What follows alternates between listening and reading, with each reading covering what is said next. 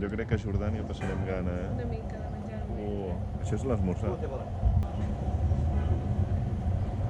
Això sí que és un esmorzar. Avui tenim energia per 10 dies.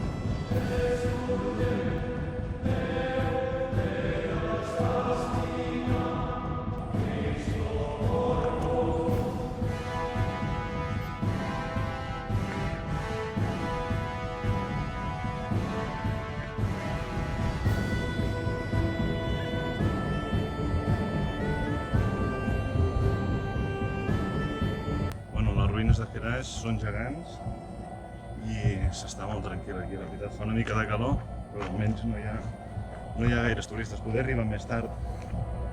Bueno, ara són les 10 del matí.